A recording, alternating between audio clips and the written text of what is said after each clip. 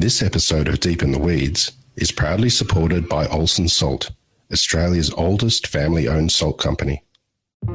It didn't take months to, really get settled. It happened pretty much straight away. And it's just such a great community down here. Everyone is so supportive.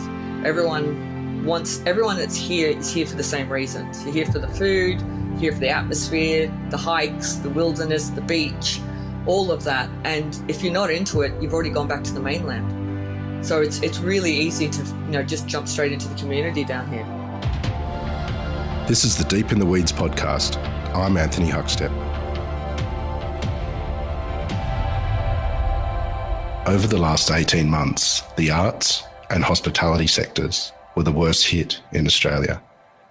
Most venues associated with the arts cross over as places to socialise, drink, eat, and share and discuss experiences. What impact has this had on those that ply their hospitality trade in the events and arts realm?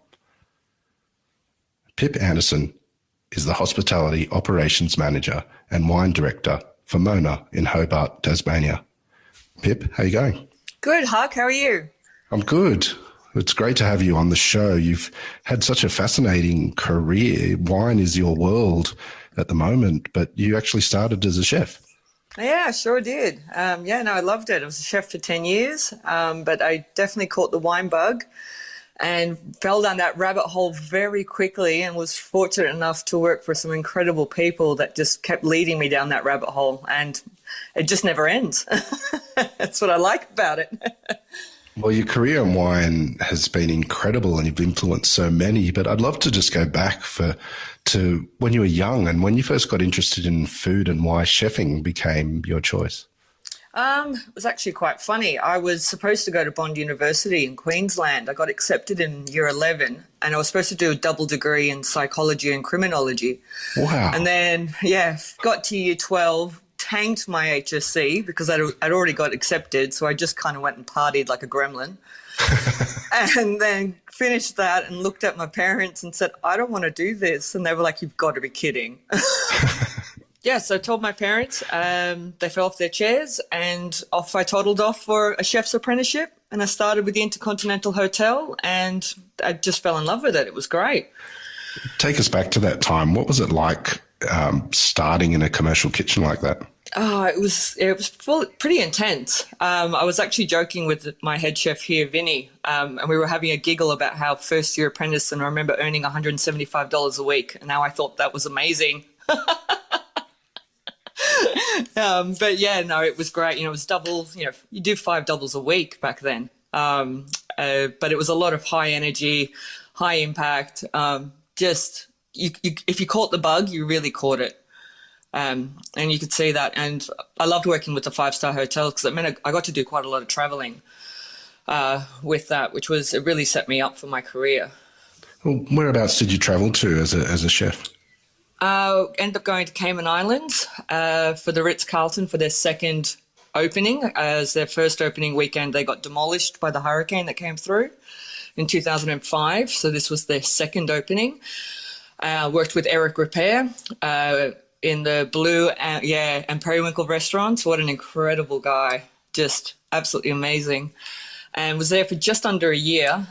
You do get island fever. It happens very quickly. You just have to get off the island. So figured, where do I want to go? And I thought going home. Said no.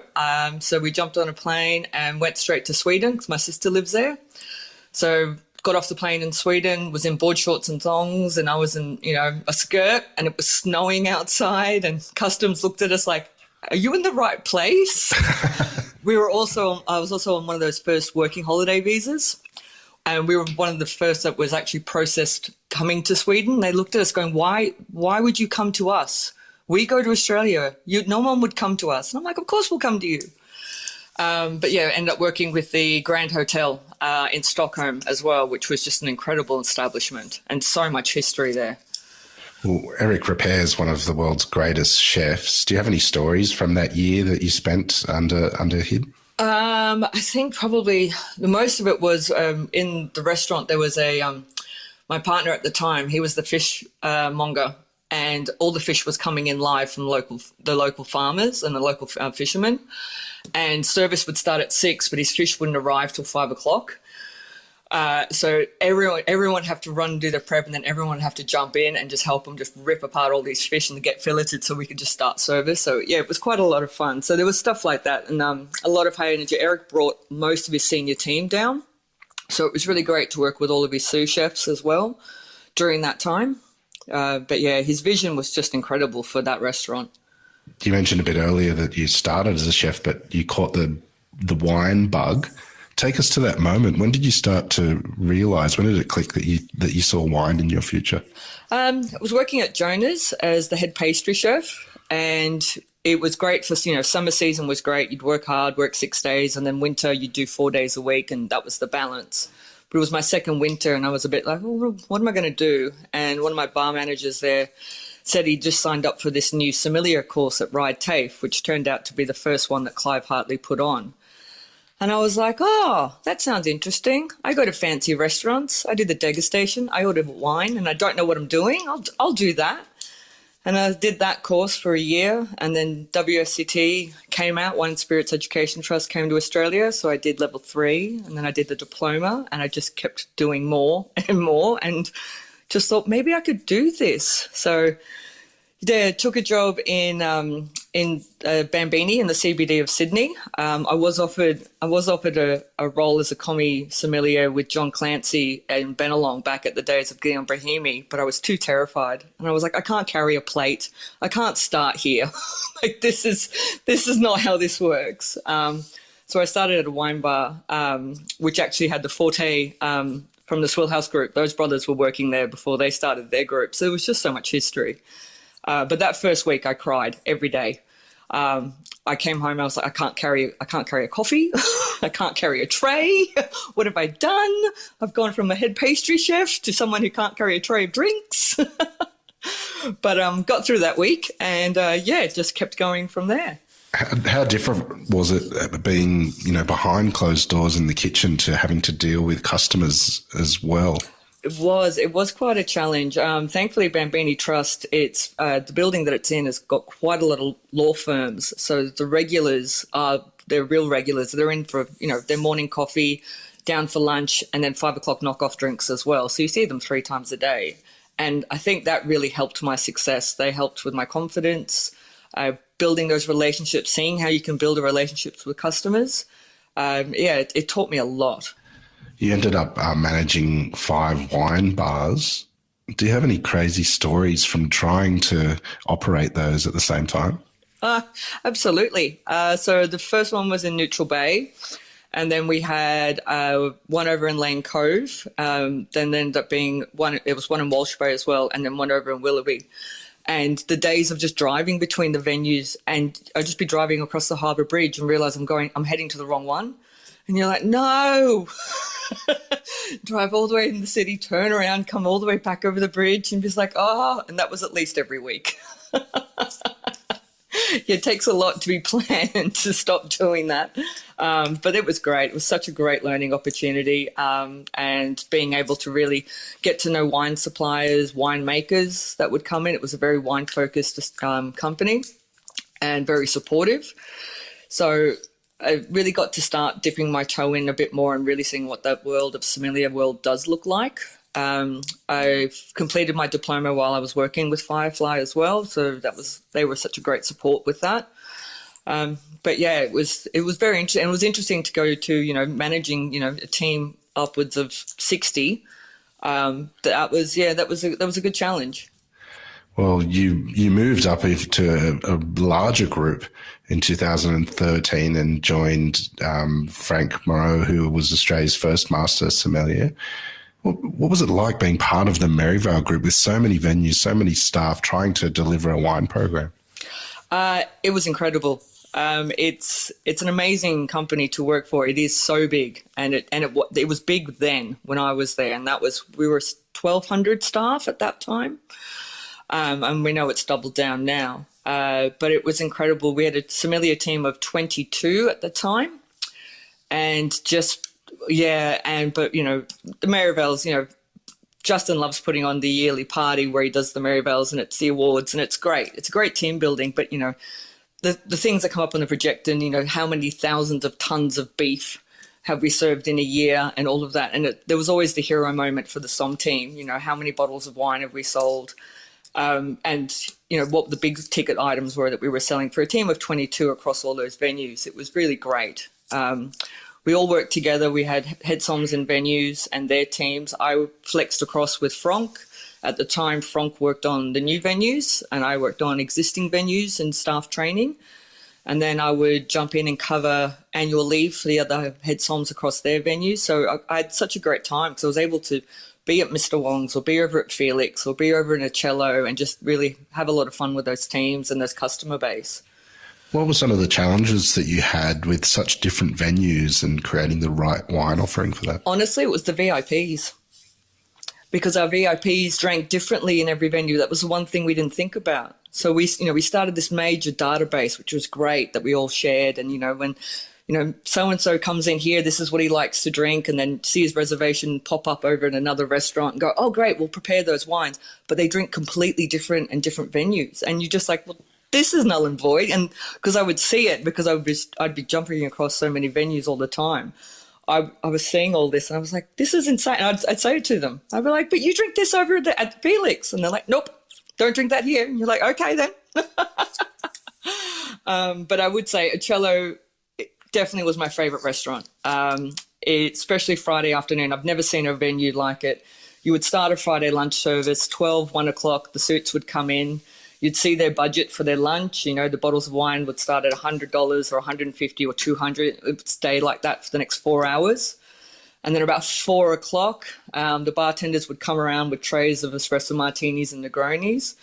And then the big wine lists would come back out again and they would start ordering $600, $800, $1,000 bottles. And we would make more money between 4 and 7 o'clock than we would all week. Wow, that is extraordinary. It was contagious. As soon as one table started, they all did. It was just so much fun.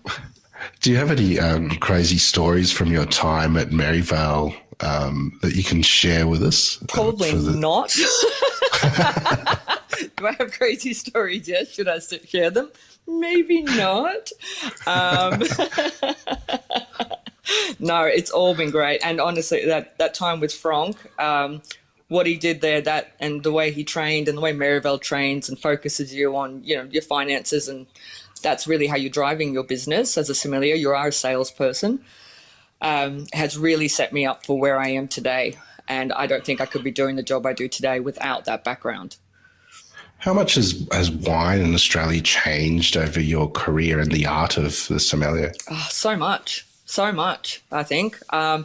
It's definitely that there's that elegance and eloquence to a sommelier, and they are the host, they are the restaurant manager, they are the section waiter, they are the bartender. They need to be able to be comfortable across all of those roles and responsibilities, because they're about creating an approachable and comfortable environment for guests to enjoy and want to learn. I think we've talked about it for years, if not a decade, about, wine can be terrifying for your customer and how to be approachable. I think we've talked about it enough now that we've all learnt from that, and it's just part of the repertoire now. A good sommelier just talks to a table and can read a table and can see what they want to be drinking, and it's not necessarily the big bottles. And people want to hear about stories too. That's where we're finding a lot of our customers that want to learn more about wines when they hear the story of the winemaker, where the wine's from, what it means, what the history was. And that's the great part, which means, all the traveling you need to do in this career is so vital, because you need to see the sense of place of where it came from and meet the people who made these wines. And the customers appreciate that.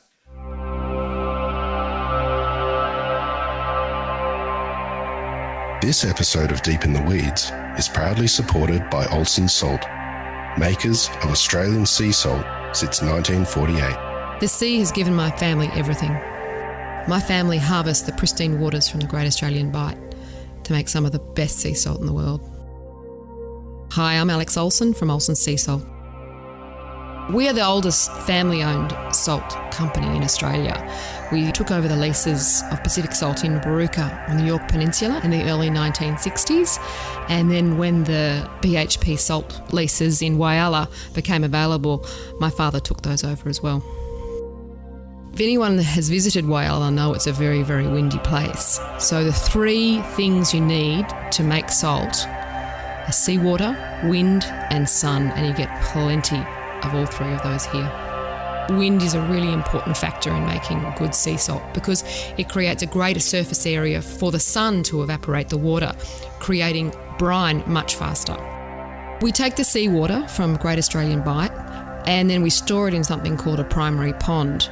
Then it's fed through a succession of ponds from anywhere between 8 months and 2 years until it gets so heavy in brine and the water is evaporated off, the salt starts to fall out of the water, and it's as simple as that. That's all that we do, and then we wash it in seawater and package it. For more information, go to olsons.com.au. David Walsh is credited as the spark that reignited the food scene in Tasmania because he created Mona and a lot of tourism. What drew you to Hobart to take on the role at Mona? Funnily enough, it was a friend of mine and a close friend, and also I get to call her a mentor, which is great, Samantha Connew from Stargazer Wine.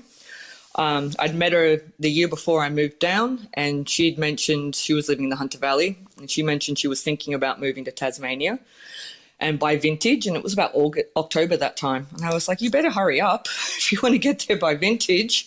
Well, you're leaving us a bit late. And then she rang me in January and said, I've bought a vineyard in Tasmania. And I rang her back the next day and I said, I just resigned. I'll meet you down there. Franck was on holidays with his family in Beaujolais, so I rang him. He was very upset. He's like, you can't leave. I said, oh, bye. So I drove out of Sydney as he flew back in, which was quite a lot of fun. But, we have such a great relationship. But, yeah, I raced Sam down here and helped her out with her first vintage at Stargazer, and then started teaching wine down here with Curly Hassan Coates, so teaching WACT and helping her as a relief teacher because she does an incredible job down here, but she's championing it on her own. It's a big job, so I help her out when she needs it. And then Mona started calling, and I popped in probably 2 months after moving down. My partner said to me, what are you going to go for? And I said, I don't know. I've never had 3 jobs before.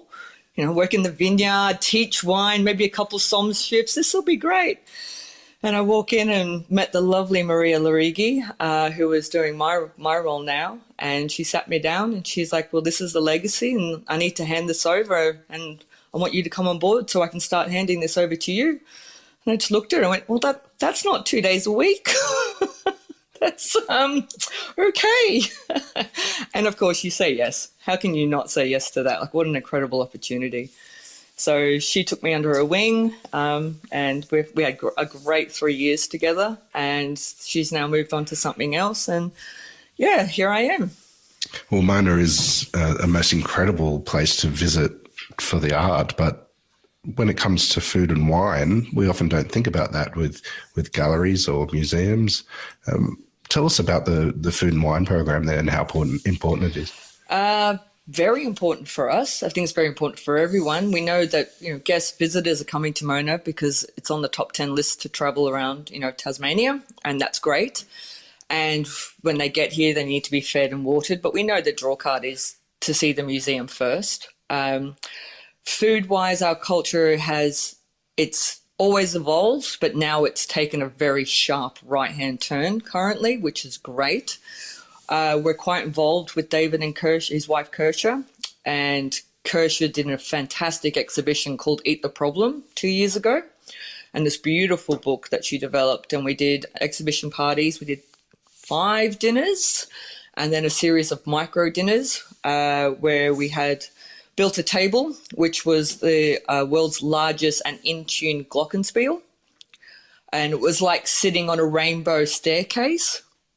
And every course, you had to move your seat to get to your next course because every course was color-coded to the panel of the table. And we had performers walking up and down the table while you ate.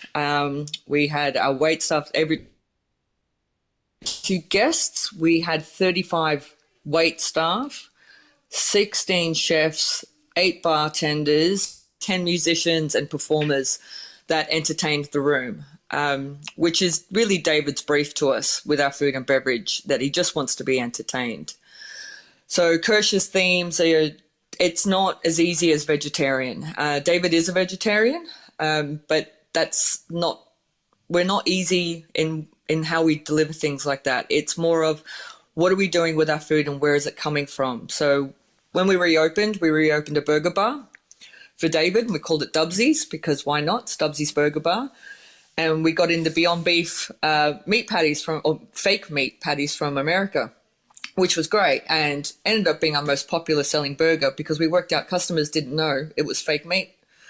Because like a menu board, it's all about where you place it. You call the burger Dubsy, so it's after the boss. It says Beyond Beef in capital letters, but people just read the word beef and it was on top of the menu. So we sold 70% of our burgers were Dubsies and something like 60% of customers had no idea. That's exactly what David and Kirsha love. They think that is an amazing result. But now, now you look at the carbon footprint of getting those Beyond Beef burgers down here. It's too much. So now we're looking at V2. So there's layers of what do we want? It needs to be socially, economically good for us. It's got to be good for the environment. We want to support local producers, but we also want to support what's being challenged. David and Kirsha have a farm, but they've got live venison, but we're not allowed to shoot them. But we're allowed to get wild rabbit from South Australia. So all of these complexities is kind of where we're going. So we're not meat-free, but we're on a journey, and we're on a journey to discuss it with our customers, which has just been incredible. So we really kicked off from Boxing Day, and then from Easter, we've really started to amp up our food and what our food offering looks like. And we've just kicked off our winter feast at Dark Mofo last night. And for the first time ever, our head chef Vince has pulled out the heavy metal kitchen, all vegetarian. And he's just, not years past of walls of meat and carcasses burning and chickens hanging from, wires and spinning around. None of that. We've got cauliflowers hanging. We've got big zucchinis roasting, and it still has the same impact. Everyone loved it. So and the local community said the same thing. They said, if Chef Vinny can pull this off, there's no reason why we all can't. First night, pretty good success. We're pretty happy so far. Well, as wine director, that sharp right-hand turn from a culinary perspective, what impact has that had on your role and the wine program? What it's doing is education that David really believes in. David wants us all to be learned and well-researched, so he's been very supportive with all of our roles across the whole Mona company and what developments we're all doing professionally. He's been very supportive of my wine education as well, and not only that, the whole hospitality team's wine education. We do have 2 wineries. We have Marilla Estate and Domain A, which we acquired Domain A 3 years ago. So the focus at the moment is primarily those 2. It is local for us, obviously. It's literally our front doorstep. People are coming to Mona and Tasmania to get the whole Tasmanian experience. So that is our focus right now, and working closely with our winemaker Connor and the type of styles of wine that he's developing. And then we just have this beautiful European, worldwide cellar, I would call it, that's linked to our source restaurant, which is just a lot of fun. It's amazing. When I started, the worth of that cellar was the same worth of, I think we worked it out, it was the Ivy Building in Maryvale.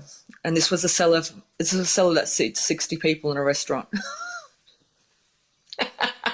So it's a great thing to play with. So, that is the nice hobby, and it is great to be able to offer those wines, whether they're for David's friends or for VIP guests or anyone that just wants to order off the wine list.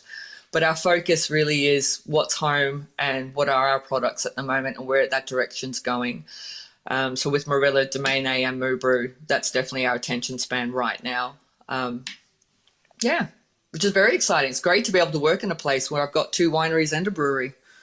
The move from Sydney and Maryvale to Tasmania is such a dramatic change in lifestyle. What have you enjoyed most living in Tasmania? I think the day I drove into my street, Peter Dredge, the winemaker from Meadowbank and Dr. Edge, was standing in my street, as was Joe Holyman from Holyman Wines. And I looked at the two of them as I was driving by, and I wound down the window and even looked at Joe Holyman. I went, I'm pretty sure you live in Launceston. And that's when Joe looked at me and goes, that's how small Tasmania is. I'm in your street.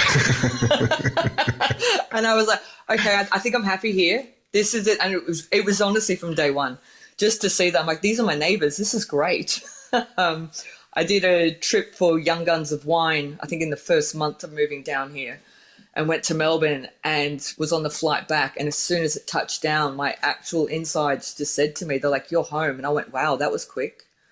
It didn't take months to, really get settled. It happened pretty much straight away. And it's just such a great community down here. Everyone is so supportive. Everyone that's here is here for the same reasons. You're here for the food, here for the atmosphere, the hikes, the wilderness, the beach, all of that. And if you're not into it, you've already gone back to the mainland. So it's really easy to, just jump straight into the community down here. The impact of the last 18 months on the hospitality and the arts has been quite monumental in Australia and globally. What sort of impact did it have on Mona, given the dependency on tourism for its success? It was massive, as it was for, everyone around the country. We cancelled our Dark Mofo in the beginning of March, and then 2 weeks later, it was March 16th, we decided to shut Mona. And we didn't know, as no one did, we didn't know what the future would be. So it's 2 weeks of chasing our tails, knowing that something was coming, but we didn't know what JobKeeper and JobSeeker was. And then when that started to be revealed, again, talking to all the staff, getting them through, then finding the visa holders were still getting nothing. I still remember back then thinking the government has to do something, and they will, and it's still so baffling that they never did. So David, being David, just made sure that we left no one behind and everyone was taken care of, which was very generous. But we did. We walked off site 2 weeks after we decided to close. We didn't know when we were coming back. It was Chef Vince and I walking down the driveway in some tears, to be honest. And we didn't know. So we locked up site. David and Kershaw got some friends to come live on site, and they had a great time for a couple of months.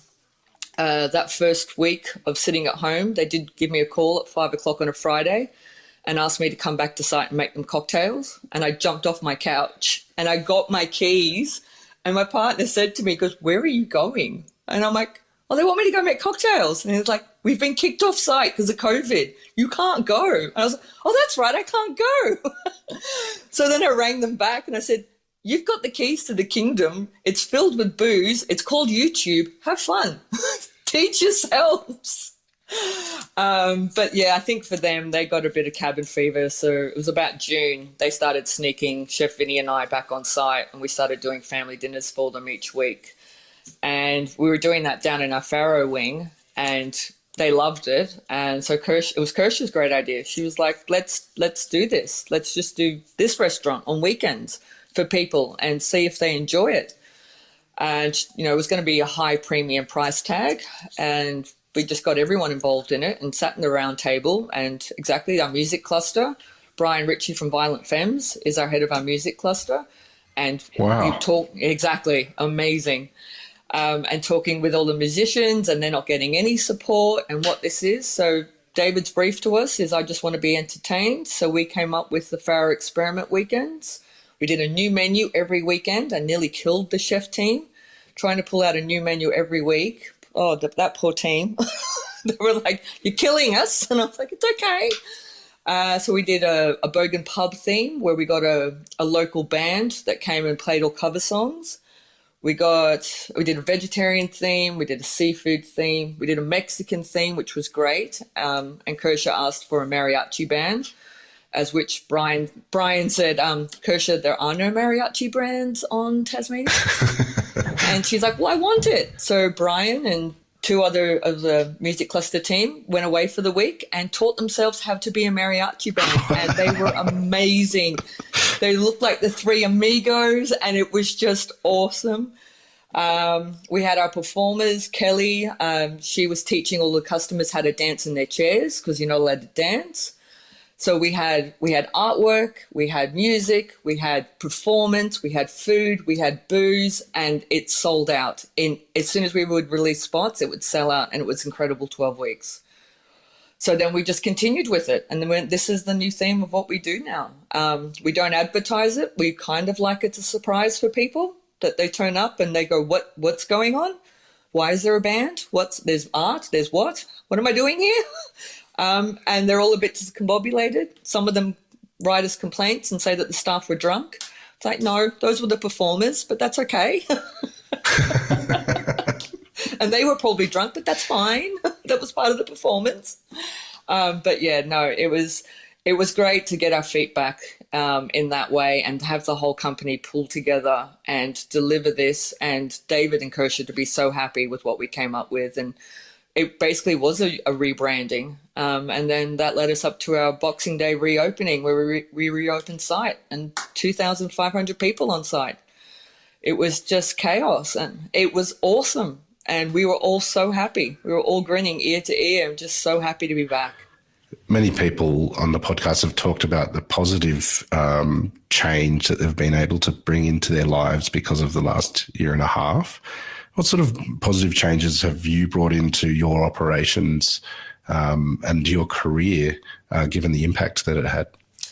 The positive change for me was I had an instant desire to reach out for not help, but seeking mentors and reaching out to friends and making sure in the industry, especially, are you okay? And reaching out to others around who I'd either been watching from afar or had started to build a relationship, and basically did just put my hand up and went, I need help. I need help and I need direction. I was very fortunate enough to get one of the spots with the Wine Communicators of Australia mentorship program last year as a mentee. So my mentor was Gil Gordon-Smith, and she was incredible.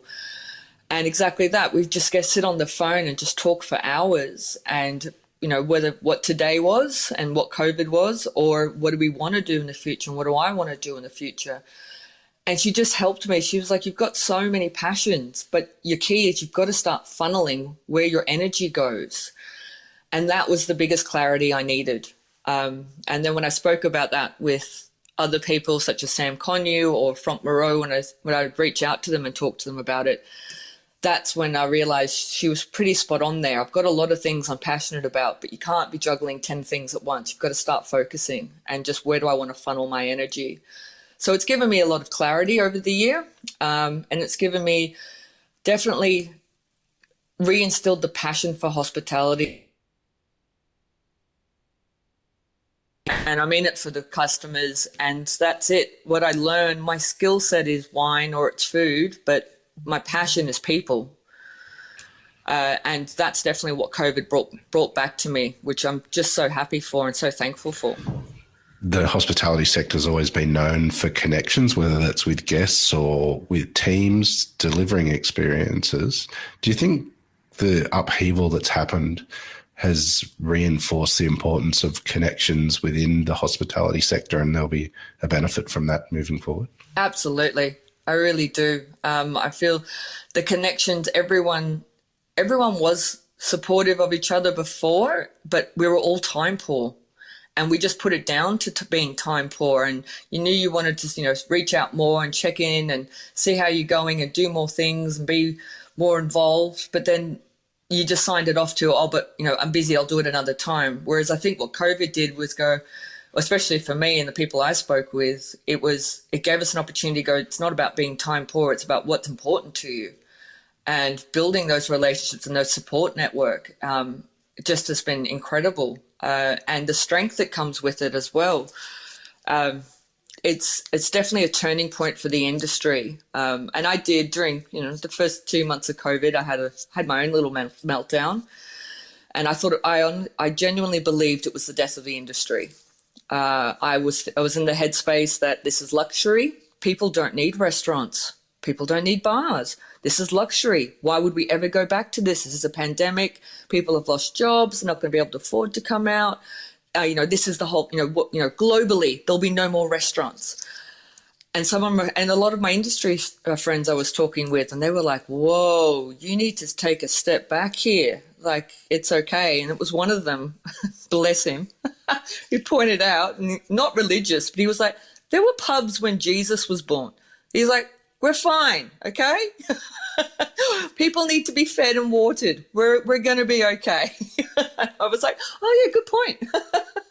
With the need from yourself for a mentor, and given your teaching background to what people in wine and sommeliers, what sort of advice can you give for those that are looking for a career as a sommelier or in hospitality? If you have the bug, then definitely come to the party and just turn up. You can be taught anything, but you've got to have that hospitality bug. And we do know, hospitality is a career for a few, and really a stepping stone for many who are transitioning through university or jobs or so on and so forth. But for those few who do get that bug, and they know it straight away, it's that first shift, and you do know.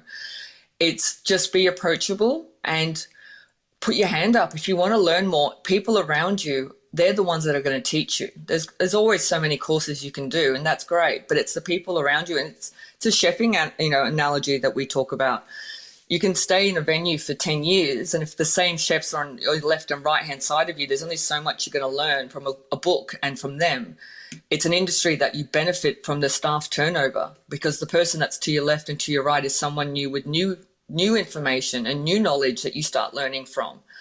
And that's something, if you're passionate about it, it's all there. The staff around you, they're your books, they're your textbooks.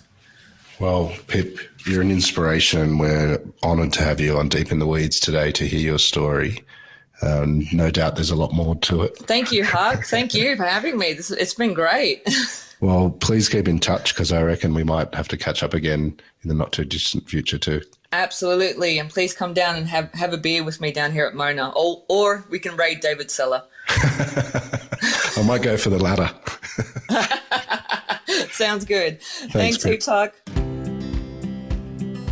This is the Deep in the Weeds podcast. I'm Anthony Huckstep. Stay tuned as we take a deep dive into the lives of the incredible people who ply their trade in the food and hospitality sector. Special thanks to executive producer Rob Locke for making this all happen. Follow us on Instagram at Deep in the Weeds Podcast, or email us at podcast@deepintheweeds.com.au. Stay safe and be well.